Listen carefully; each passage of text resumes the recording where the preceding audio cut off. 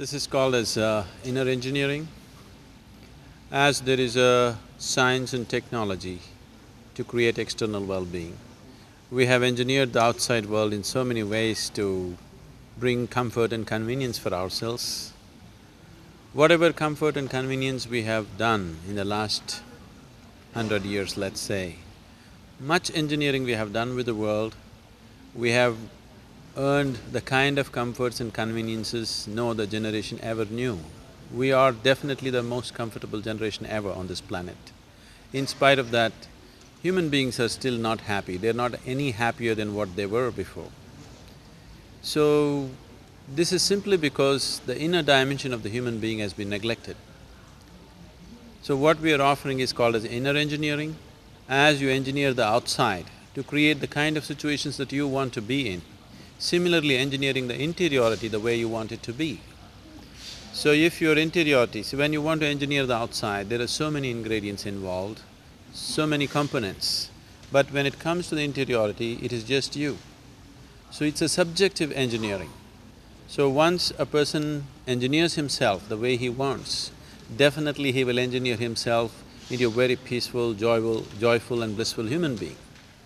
And your body and your mind and your intelligence functions at its best only when you're peaceful and happy.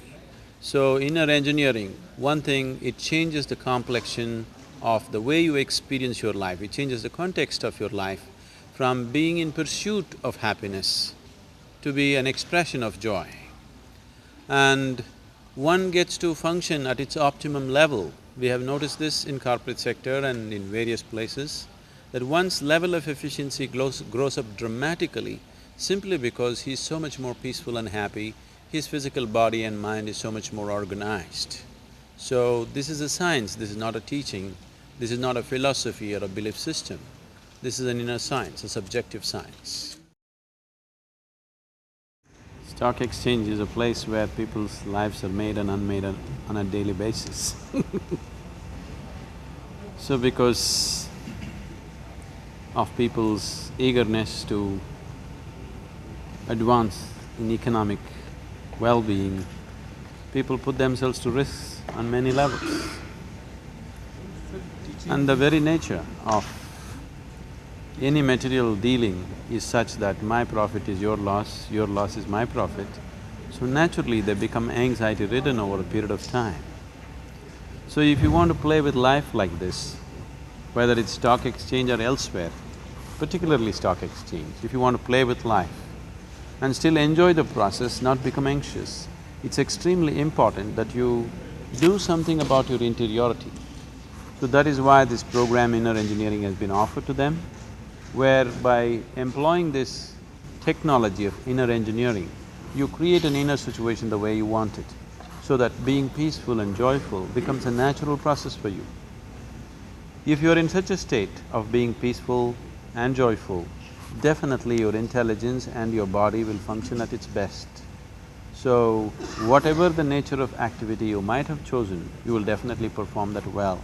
And whatever the ups and downs of the sensex or otherwise happens, it need not mean ups and downs in your blood pressure. You can maintain a calm profile within yourself and deal with the world to the best of your ability. Swami, tell us about inner management and how it is going to help the management graduates or the young entrepreneurs. If you cannot manage your own body, your own mind, your own emotion, your own energy, what are you going to manage in the world? Only if you have the ability to manage yourself properly, you can manage other people. Management fundamentally means to create situations the way you want it.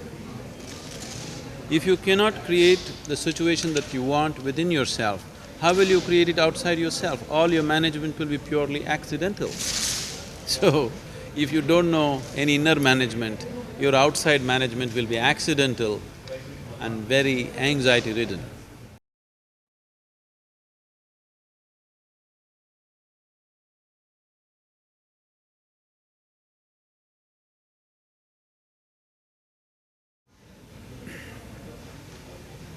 If an entrepreneur is going into business, first of all, he must know what the business involves. Without understanding what you're doing, you just jump into it because you want money, then naturally you live by chance. When you live by chance, you live an anxious life. Whether you're successful or not, whether you make money or you don't make money, both ways you suffer. An entrepreneur means somebody who wants to do something that he wants to do. So if you really want to do something, everything that can be known about it, you must make the necessary effort to know about it. You should not be just eager to make money, because even if you make it, you cannot enjoy it if you're not in a certain state of mind and well-being within yourself. So, without making the necessary effort and without offering yourself to the process that you wish to do, without dedicating yourself to making it happen, if you attempt it, that is how it will be. If you dedicate yourself to it, naturally you will want to know everything that you can know about it. And when you do it, first of all, the joy of doing it itself is bonus enough. What comes out of it has to come out according to your capability. No two individuals are capable the same way, but all of us can function to our ultimate best. And any human being who manages to function to his full capability is a blessed human being. His life is fulfilling.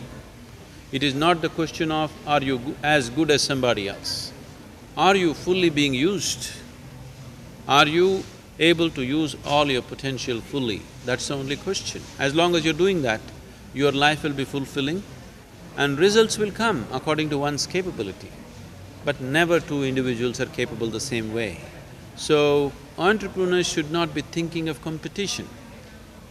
If you think of competition, you will do what somebody else is doing. You must see what you're good at and do that 100%, and the best possible results will come for you.